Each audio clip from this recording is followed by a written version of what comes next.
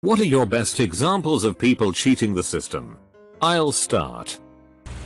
I used to go to a gas station where if you spent more than $8 on gas, they gave you a ticket for a free automatic car wash. The car wash had a 4-digit code that you typed in that was printed on the ticket. The employees had all these tickets stacked up in a pile on the counter to hand out to people when they got gas. Every time I got gas, I'd go in for my free ticket. They'd hand me one. Then I'd look down at the next one in the stack and memorize that number without even bothering to look at the one the guy handed me. Then I'd go outside and use the memorized number to wash my car and save the ticket the guy gave me until the next time I was passing by. The numbers only worked once, so it probably ticked off a lot of people behind me in line. I left in the middle of the high school AP statistics final exam, having not even attempted the written portion. Yet I received a score of 4 out of 5 for the test. I requested that my test be voided before I left the exam building. But I guess the proctor messed up, because the AP board assumed they had lost my written portion and graded my test based on the multiple choice section alone. I don't know if it is really cheating the system, but it allowed me to skip all my stat classes in college. Hooray!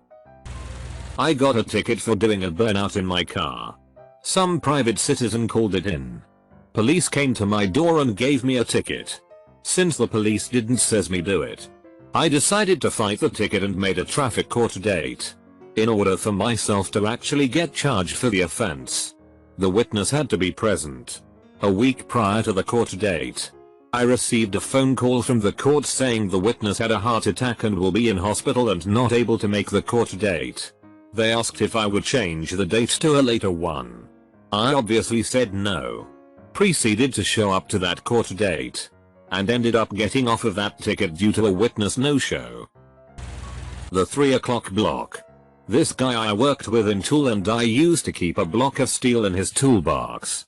And at 3:00 on a Friday he would get it out and take it to the surface grinder. A surface grinder is a machine you put the block on and then turn a dial and watch it grind. The block was not part of any job, just a block to look busy with. He just stood there and ground it for no reason other than to not do other real work. I have a friend who is also a Redditor, and I hope he sees this so I can laugh at him for stealing his comma, who worked IT for his district while he was in high school. They were upgrading their laptop system and had no use for their old laptops. Most of them were in disrepair anyway. They told him it was against the rules for him to just take them or sell them. So he just popped out the network adapter cards before throwing them away and sold them in bulk on eBay. He made a quick 2k 3k gold to a 16-year-old. So I work in the luggage claim department for a major airline. All day I get to hear customers yelling and complaining. What I did is borrow one of the wheelchairs from the airport and sit behind my desk all day long. Customers come in all angry, see me in the wheelchair, realize they are about to yell at a guy who is possibly crippled, and all of a sudden they turn into the nicest people. Physically my blood pressure has dropped and in general I'm in a pretty good mood most of the time. Edit. So, my boss will often check the date modified on certain files on our server to see if I have updated or even opened a certain file recently. So, I have installed a changer utility that allows me to modify the date modified on any file. This comes in most handy when my boss wants to give me weekend assignments. I just come in on Monday morning and change the date modified to Saturday night, and he thinks I was actually doing something for work on Saturday night. I've actually received a lot of kudos for this. I don't feel bad though, because my boss is a huge dickhead. My wife and I were at a super fancy restaurant in New York City. Reservations not allowed. Expect a wait. We get there and are told we will be waiting about 2 hours. No problem, we planned on this. Some guy right after us shook the reservation guy's hand, handing him $200. Next thing I know I hear table for 2 for Thomas. Thomas being my name, and I asked for a table of 2. I say that is me. They sit us and we order drinks and apps. 5 minutes later they say we are the wrong Thomas, but we could stay since we had already ordered. Guess who was the right Thomas? The guy who paid $200 to skip the line. When I was in college, I had this meal plan where the school essentially took my actual money and turned it into campus dollars that could only be spent at school dining halls and cafes. I didn't mind so much until the end of the semester, when I was informed that any unspent campus dollars would go away. I had more than $100 left, and only a day to spend them. Here's what I did. I went to the nicest campus restaurant, the one where you're supposed to take your parents when they come to visit. Basically, a real restaurant with waitstaff that also happened to take campus dollars. I got the most expensive thing on the menu, and then called the waiter over. I asked him if I could tip him in campus dollars, and he said yes. I asked him if he would have immediate access to those campus dollars in the form of actual money, and he said yes. So I made him a deal. I gave him a monster tip, and he gave me half of it back in actual money. Many years later, I am still proud of this. I made a server's day, screwed the man, and got my money back. Whenever people come to the pool where I lifeguard and have guests with them, I always ask them if they live more than 50 miles away. Our policy is guests from more than 50 miles away don't pay guest fees. If they say no, I give them the look and ask them again. They usually say yes after that, saving customers $2 like a boss. One of the best cheats ever. Know how they have the 3-month free premium channel thing when you switch TV providers? You can get that without switching by calling up your provider and asking to speak to a supervisor and spinning a yarn about how you're unsure since XXXX company will offer you the premium channels. The supervisor's job is to ensure customer satisfaction, and they get in trouble if people leave the service under their watch. As such, you will often get a price cut or free premium service. Cox Cable. 5 years free HBO. Stars. Cinemax and Showtime. Okay. Where to start? My girlfriend runs a salon. One of her employees, we will call her Casey, has a kid with a deadbeat guy. Casey and her man friend are drug addicts and very irresponsible parents, and for all purposes bottom feeders. The baby is now just over 12 months or so, and is diagnosed with cancer. Casey tells my girlfriend she can no longer work because she wants time at home with her son that she had never cared about before this. A week later, Casey revisited the salon and brags about how the state of Ohio is paying her son's medical bills and she doesn't have to pay a dime. Cool deal, I guess. The plot thickens. She has the balls to ask my girlfriend in the same conversation to have a fundraiser for her child's medical bills because Casey cannot afford them. My girlfriend is blown away by this, especially considering Casey quit her job. She politely declines. Casey leaves. A few days later, Casey is on the local news with her deadbeat boyfriend sobbing about how she can't pay the medical bills and cannot find work. She asks people to donate to an account at a local bank. The money is rolling in at this point. Casey appears later at the salon to get a full service cut and color, nails, and shows off the new clothes she had purchased, etc. And before we know it, her son and her crying mug are all over Facebook and the news. Car washes are being held, spaghetti dinners, donation bins at local businesses, you name it, all to pay for medical bills already being paid by the state of Ohio. A few months pass, and so does the child. Very sad indeed. The day after the funeral, Casey posts on Facebook pictures of her out partying it up at a local club. And soon after there is a benefit dinner being held for Casey to pay for funeral expenses. And she wants to start a charity for cancer research. Now, this is the short version of the story, but fucked up nonetheless. I've urged my girlfriend to report this to someone, but she hasn't out of fear of retaliation. It's too bad that people play on others' feelings and take advantage of the system like this. Felt good to vent. When I was in college, there was a pay-by-the-hour parking lot right next to the College of Business. Accounting major, the university charged $1.00/hour to use the parking lot, or you could park 2 miles away, wait for a bus, and then ride it to and from campus. Being the savvy business student I was, every year at the beginning of the fall semester I would park in the pay lot, buy a ticket, and then run home and enter it into a spreadsheet. I'd record the first day of classes as day 1 in the first field and then enter the ticket number that I had received that day in a separate field. Needless to say, after 3 weeks, I would have a strong enough amount of data to plot a line of best fit, using simple algebra that I had learned in college, and was able to predict a ticket number for any given day. I'd then scan a ticket into my school laptop and use Photoshop to edit the date, time, and ticket number. Printed that bitch out, stuck it in my window, and cashed in on free parking. Sure, it was a bit dangerous, but it saved me a shit ton of time and money. Plus, my argument if I was ever caught was to explain that I used those skills that the university had taught me in my courses to take advantage of a flawed system. My ethics teacher would have been pissed, but I know my management and econ professors would have been proud. When I was a teenager, I worked at a McDonald's where the beverages were self-serve. We just sold you the cup. Once, on a particularly slow day when I was the only one at the registers, an older man walked in with an empty gallon of milk carton, walked over to the Coke dispenser, and started to fill. It took a full minute or two, and he actually looked over at me once, where I was watching him utterly fascinated. When he was done, he put the little cap back on, nodded to me, then walked back out to his car.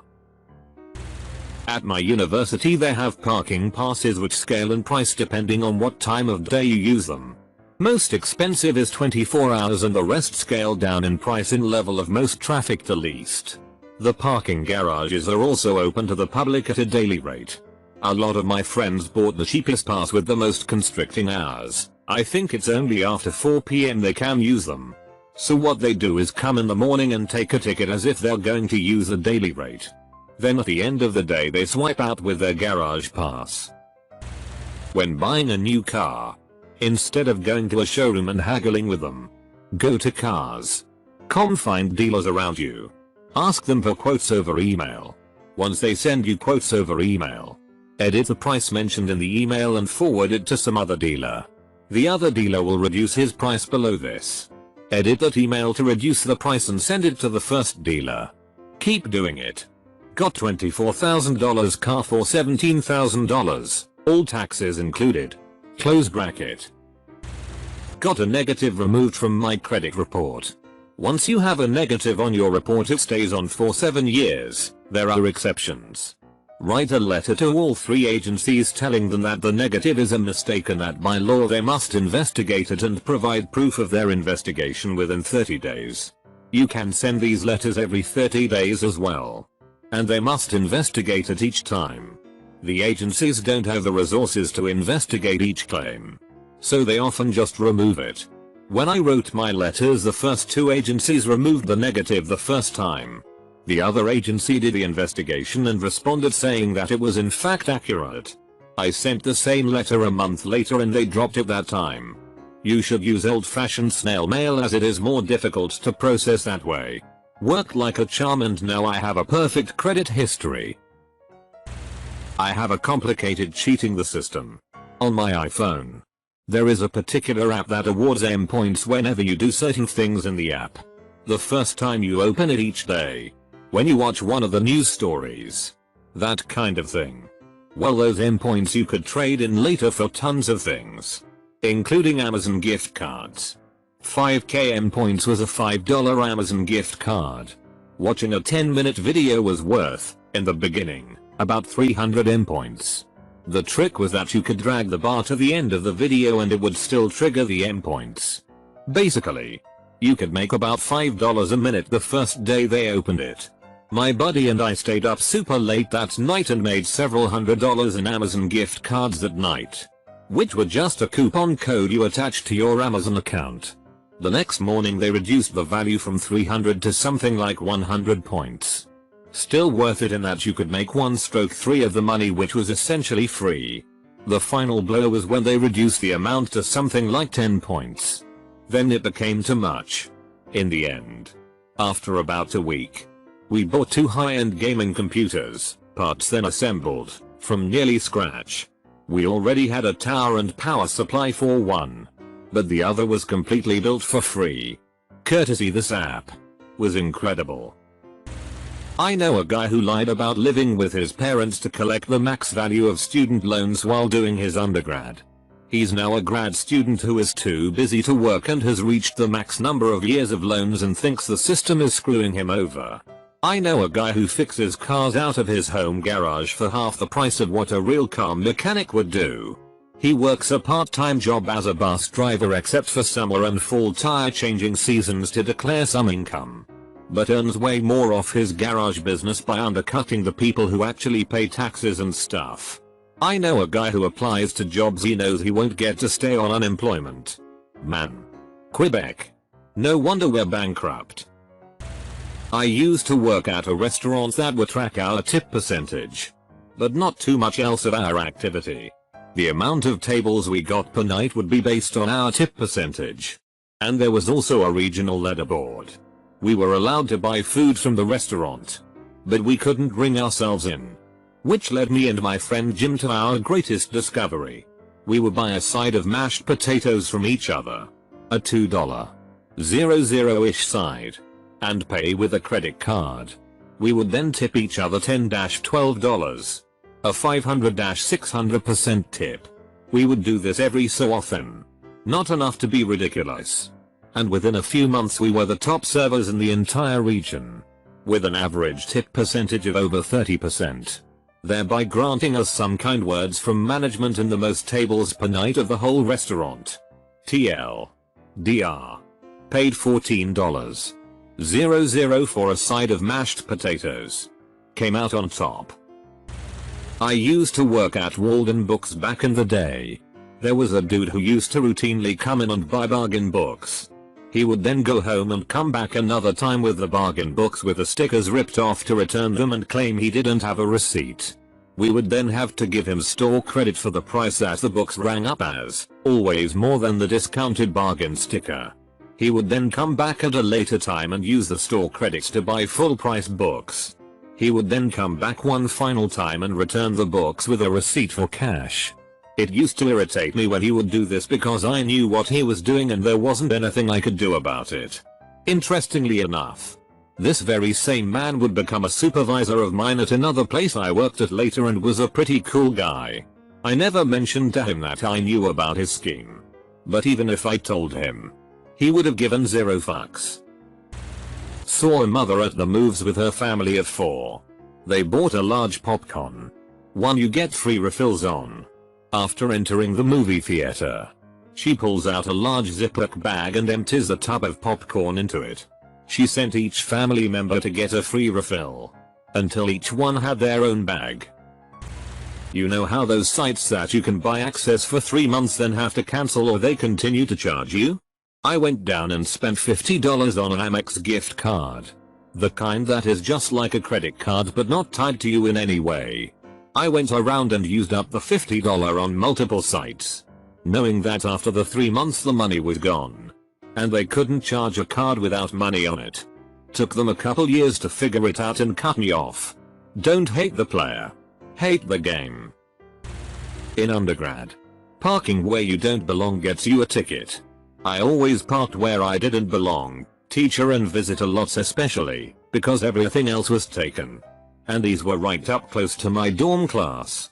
So unpaid tickets accumulate, and are then applied to your tuition balance so that you must pay them before you can register for the next semester, or before you get your diploma. In the case of seniors. Close bracket. But as a member of the honors college, I was on 100% tuition scholarship. So these tickets were tacked on, and then wiped clear. They caught on about halfway through junior year. But by then I had literally wallpapered an entire wall of my room with over $2,000 worth of blue parking tickets. I think I still have a huge stack of them. And can edit this comment with a picture of them if there's interest. TLDR. College parking tickets were added to my tuition, which was covered by scholarship. So I parked wherever the hell I wanted. My friend used to carefully cut open the cellophane wrap on video games at the top or bottom flap and slide out the case, leaving the cellophane completely intact. He would then use a razor blade and carefully cut along the case and the plastic sheet holding and the game label. Still with me? Comma. That way the sticker would still look intact. Eventually, he would be able to play the game. Seal everything back up using clear drying glue for the cellophane edge. And return it to the store with no problem. He always had every latest and greatest game for 2 weeks. When I was in the army, at 8, we had our last chance to turn in damaged uniforms without paying for the replacements. I was right behind Lopez as he went up to the counter and told the lady there that he had been given the wrong size cap. He had one size 8 that fit and one size 7 one. 4 that didn't. He asked if she could replace it. No. Honey, Georgia nice. I can only replace damaged uniform components, she said, casually pulling a seam ripper out of her pocket, placing it on the counter, and turning away. I am guessing Lopez didn't have a mom who sewed because he just looked at it and up at her, wondering what was going on. I reached past him, grabbing the seam ripper and the cap. A quick zip sound later and the lady turned around, looked at the cap and said, "Oh, honey, you didn't say it was ripped. You need a size 8. Then?" Double quote. Not sure if we were putting one over on the man or just participating in a really stupid system. Stayed in through Gulf War so I think I know the answer. So why back in the day I bought an Xbox 360 on launch day. I was a student and pretty broke. So this purchase cleaned me out. I had to wait in line 24 hours to get one. Fast forward about 5 months of super intense use. And my 360 red ringed, broke. This problem wasn't well known yet. And Microsoft refused to help. What was a broke student still paying off the bill for the original purchase to do? Easy. Withdraw $500 cash from an ATM and purchase a new Xbox 360. Carefully open the box using a hairdryer to bypass the security labels. Same for all the tags on the Xbox itself. Then, remove all the guts from the new Xbox and transplant them into my dead one.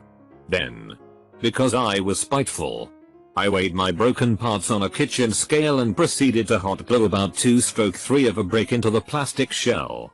I sealed the Xbox back up and returned it for cash again. I'm sure the Microsoft tech that examined that returned unit had a good time diagnosing it. Internal brick won't power on or accept a disk. Double quote. Whenever I went to the movies with one of my good friends, he would dig an old popcorn bag out of the top a trash can, tear a hole in the bottom and rub some of the oil on his pant leg. He would then go up to the snack counter, and in an irritated voice, tell them his bag was defective and point to the oily spot on his pants. Without fail, they would apologize profusely and hand him a brand new bag of the biggest size they sold, retail value $10. At Starbucks, they have that reward card system. You generate points per transaction, not dollar amount nor quantity of items. I've seen several people hold up the line by ordering multiple drinks and having each one rung up on a separate transaction in order to score more points per visit. It's douchy, but there's nothing the baristas can do but say yes. Cosmetics. Sephora has a very lax return policy. Return anything, open, completely used, with or without receipt. I purchased a few items at a local pharmacy which were marked down 75%, and since Sephora carries the same brand, I returned them for a store credit. $25 purchase from local pharmacy got me $100 worth of new stuff from Sephora. They do require a driver's license, so I'm sure at some point they'll refuse a return, but that one time was enough for me. On another note, Costco returns everything. My brother worked there during high school, and while going through old inventory codes saw they used to carry a printer that was currently collecting dust in our basement. He brought this into store and traded it in for a brand new one. Told to me by a master sergeant I worked with. He worked in an old, rundown set of offices on base. They had crappy linoleum floors, and the airmen in the building spent hours every week mopping and polishing the floors. Because, hey, free labor. A buddy of his worked in a nicer building, and mentioned that their building had carpet, but it was in terrible shape. They were supposed to get new carpeting in a few weeks. The first NCO called up base civil engineering. Since they maintain the buildings, he asked to have carpet installed in his building. They told him that the command that owned the building had to pay to have carpets installed, and his command did not do that. He asked about his friend's building. Since they were in the same command, he was told that replacing carpet was different. Once it was installed, replacements came out of the base's budget, not the command's. When the carpet was replaced at the newer building, he took a bunch of airmen over and got the old worn out carpet out of the dumpsters. They spent a weekend spreading out in their building. A couple of weeks later, he called up civil engineering, had an inspector come out, and pointed out their carpets were worn out. He had new carpets 3 months later. TLDR. Any bureaucracy breeds workers able to survive in a bureaucracy. In the military, it is a different kind of money to have carpet installed versus carpet replaced. One day when I was in college, I was walking through one of the on-campus parking lots back to my dorm when I saw these two guys trying to sell high-quality surround sound systems out of their car. I recognized one of them from my high school. He was a grade older than me and a general putz. Out of curiosity, I listened to their spiel. It was some obviously bogus pitch about how they were installing them in the Whittemore Center, but they ordered too many by accident and blah blah blah. Just looking at the boxes, you could tell they were cheap Chinese knockoffs and worth probably nothing. I could clearly tell they were excited they had hooked me, so I told them I just had to run over to the ATM to get the $300 they wanted. After a few minutes, I went back and told them I only had $301 in my checking account and I needed $3 to deposit first so I could withdraw the $300 and not get hit with an overdraft fee because a different bank ATM charge. So foaming at the mouth, they give me $3 and I wander back over to the ATM. I ducked around the back and across campus to my dorm. $3 richer, but mostly just entertained that icon, the con men. I really don't think this is going to be noticed after 1000 comments already, but I've never really told anyone.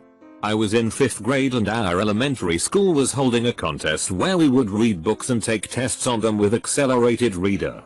The bigger the book and the more questions we got right, the more points we would get. Whoever got the most points at the end of the year won a $500 Talker BMX bike. I figured out my teacher's password to Accelerated Manager and I would take tests on the biggest books I could find in the system. Of course I would bomb the tests, but then I would log into Accelerated Manager and change the result of my tests to 100%. Long story short, I still have that bike. One of my friend's father look a lot like Ted Turner. And I mean a lot. He travels for his business often, and sometimes finds himself in Atlanta, Ted Turner's stomping grounds. One day he has a huge group of clients and goes to a restaurant where his business partner had made a reservation for lunch. The restaurant lost the reservation and told his partner they had no tables free.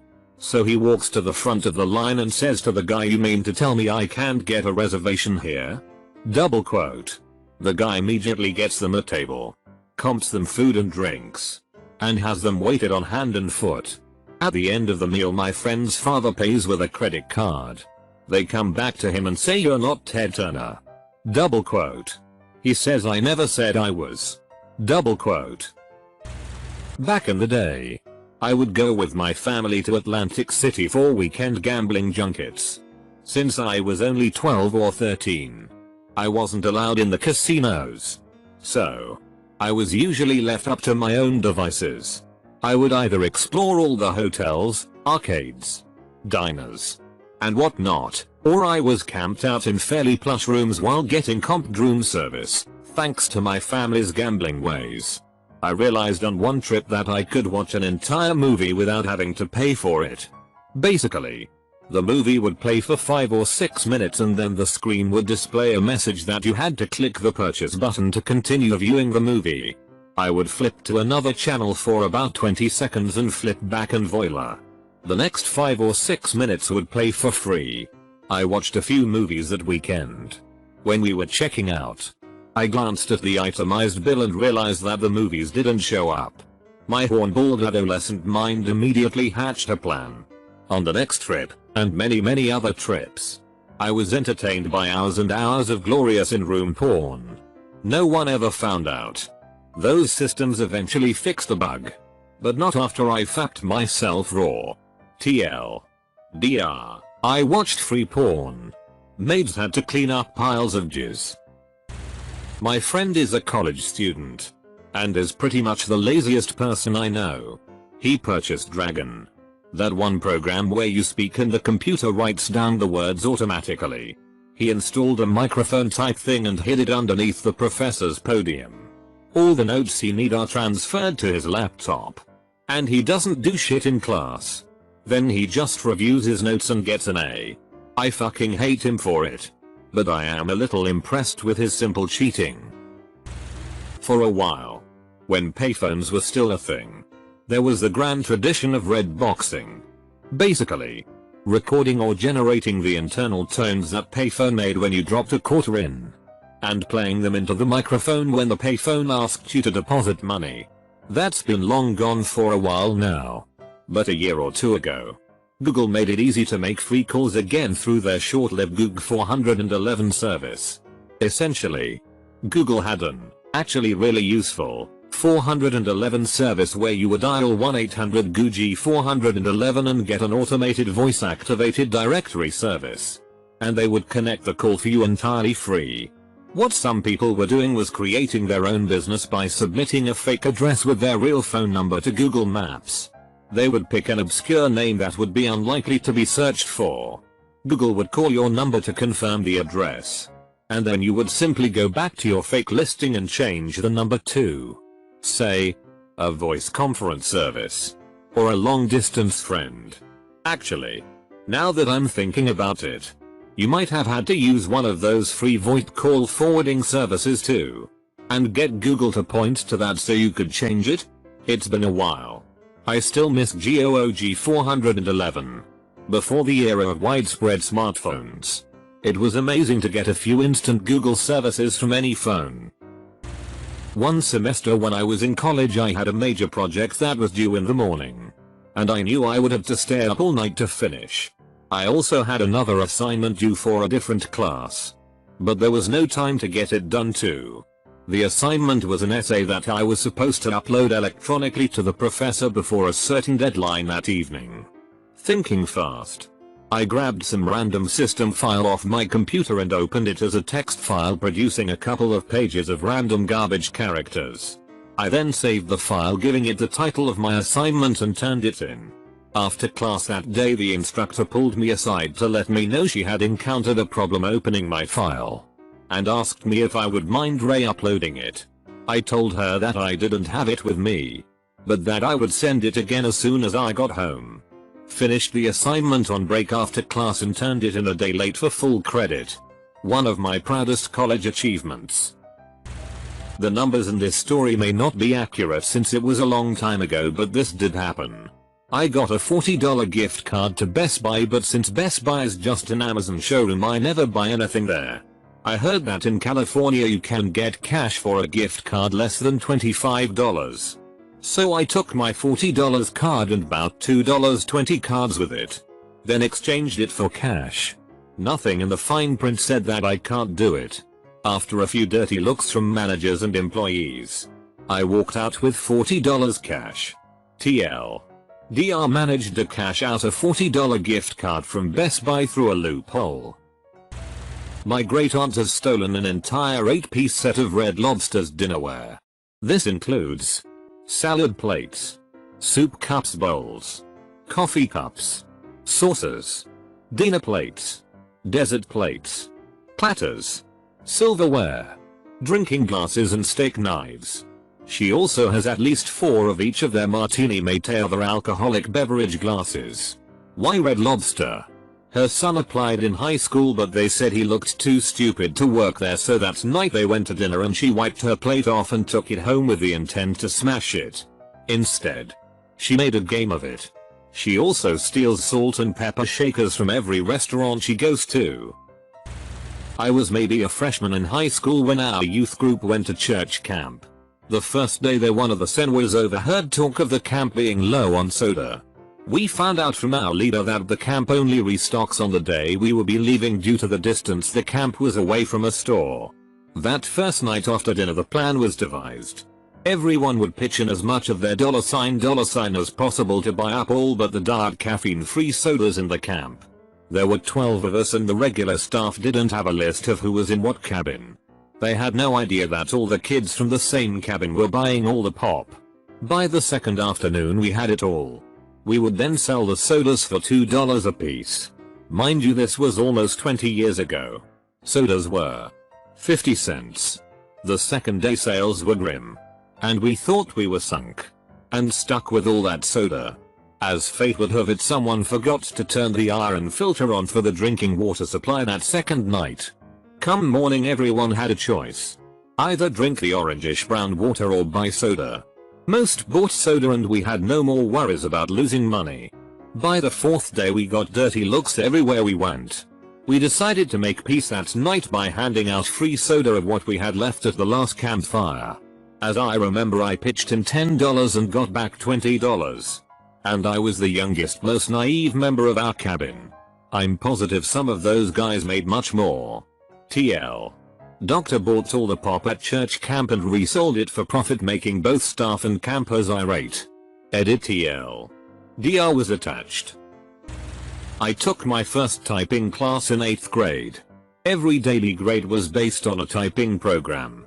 It would give you a page text and you had to type it as quickly as you could with as little errors as possible. Each completion would save a certificate. And we were supposed to print out and turn in our best performance of each day. My best friend and I discovered that you could just spam random letters provided you didn't press the space bar. It counted it all as one word, so the program only tallied one error. We would do this at the start of every class and spend the rest of the time playing games.